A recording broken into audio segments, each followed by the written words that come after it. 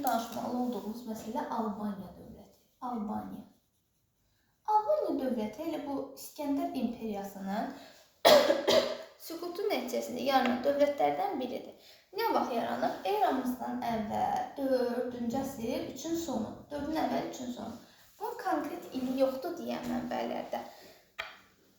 Biz bunu belə qeyd edirik. Misal, Atropatena 321 qeyd edirik. Bunu isə eramızdan əvvəl 4-3-cü əsrlər şəklində qeyd olunacaq. Yaxşımı?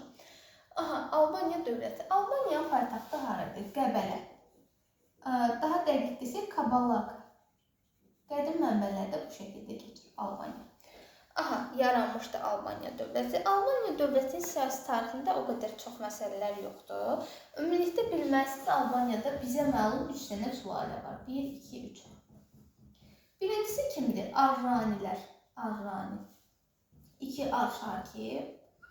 3 də Mehranilər.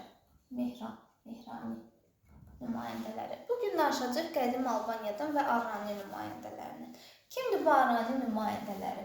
Deməli, Orois, Kozis hökmdar deyil, bu arada sərkərdədir. Bir də Zober, 36 məsələsi qeyd edəcəyik. Arşakilər Sasanilərin başçılığı ilə, Sasanilərin yox, üzr istəyirəm, Parfiyanın başçılığı ilə bura göndərilmiş olan nümayəndələrdir. Bölgəni idarə edən şəxslər Sasanilərin dövründə də davam edəcəklər. Yenə orada da var, Sasanilərdə də var. Mehrani nümayəndələri isə 629-dan hakimiyyətə gələcəklər. Buradakı boşluqdan istifadə edib ən görkəmli nümayəndələrindən biri də Cavanşirdir. Yəqin ki, adını eşitmişsiniz.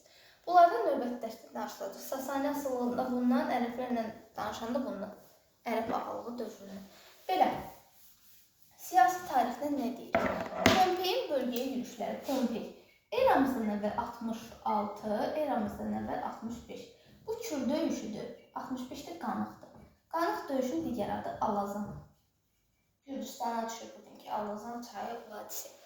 Deməli, kimlərin arasında olub? Pompey ilə Pompey. Bizdən burada olacaq Orois. Bunlar Arranilərdə də bildiniz. Burada Pompey, Kozis. Pompey kimdir? Baxın, bu Romanın nəyidir? Sərkərdəsidir. Yenə neçənci ildir? 66-65. Roma Respublikası dövrünə düşəcək. Yəni bunu tutub da imperiya yazacaqlar deyil, imperiya deyil. Roma sərkərdəsidir, hökmdar deyil Pompey. Pompey niyə Qafqaza yürüşlər eləyirdi? Onun məqsədi o idi ki, deməli, Qara dənizin sahillərinə qədər gedib çıxmaq.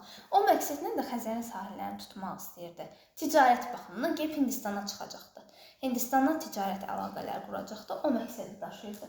Və 66-cı ildə gələcək Qafqaza Kür sahilində döyüş baş verəcək və o döyüşdə deməli Pompey qalib gələcək. Hər ikisində Pompey qalib gəldi bu arada. Orois məğlub olacaq. Orois.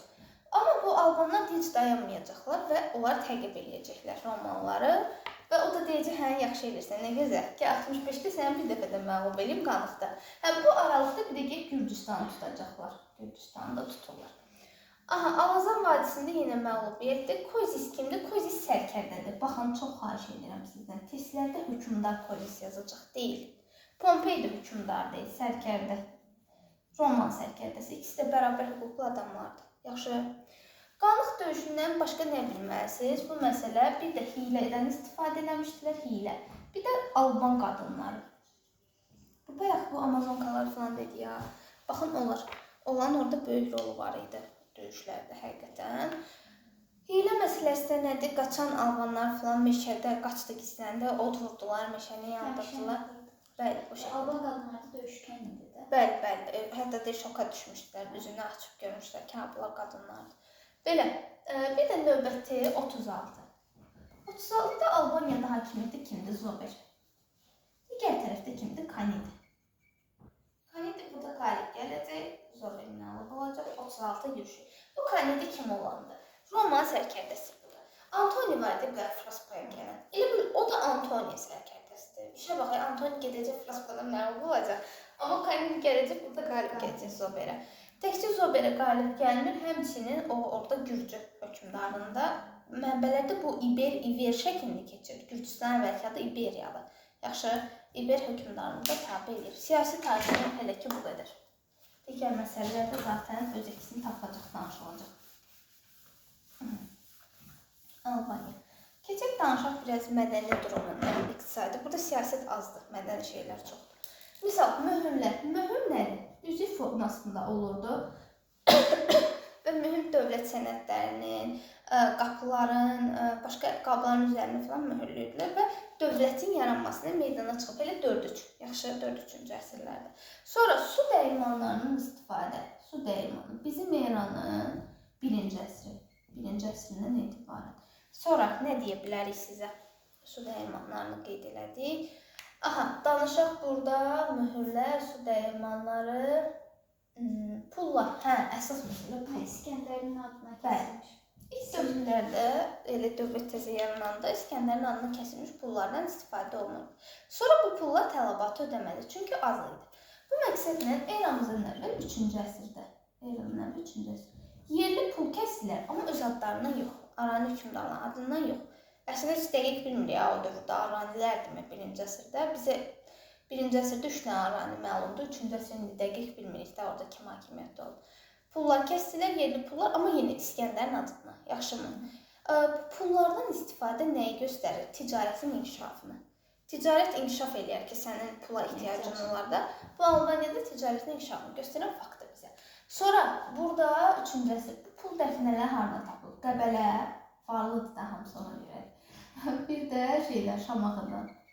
Qəbələdən niyə? Paytaxtdır da, paytaxtda nə olar pul olar?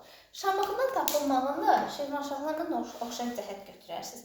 Çünki yadınıza gəlirsə əgər Şah İsmayıl deməyək, 1-ci İsmayıl Səfəvi İsmayılı deməli gedir, Şirvanşahlarda Şamaxını tutur. Niyə tutmuşdu? Xəzinə məsələsi vardı. Orada da pul məsələsi vardı.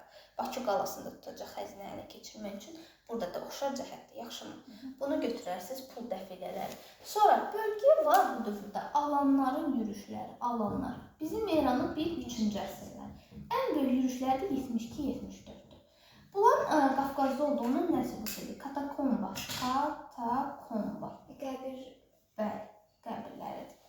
O kurqanın varlıların katakomba qəbirlərində onların burada olduğunu bizə göstərən faktdır. Katakomba qəbirləri hardan tapılıb? Yenə Qəbələdən, Qəbələnin paytaxt kimiyyətdə saxlayırsınız, bir də Mingəçevirdən.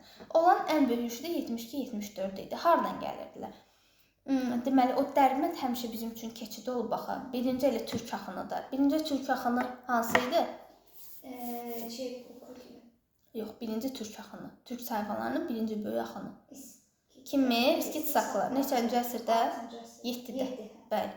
Elə ondan yadda saxlaya bilərsiniz ki, Dərbənd həmişə keçiddir. Misal, 5-6-cı əsrlərdə Türk tayfalarının gəlişini, sonra yenə bu axınlar, yəni Səlcuqların gəlişini falan görəcəyik bu baxımdan. Yəni, oradan gələ bilən oradan gəlib genəldə. Bunlar da şimalda yaşayan tayfalardır və qarət məqsədilə gəlmişdilər 1-3-cü əsrlərdə və həqiqətən də. Tək Albaniyada deyil bu arada, Atropatena ərazisinə, cənuba da düşmüşdülər. Cənubda da işğalçılıq, yəni qarətçilik siyasəti həyata keçirmişdilər.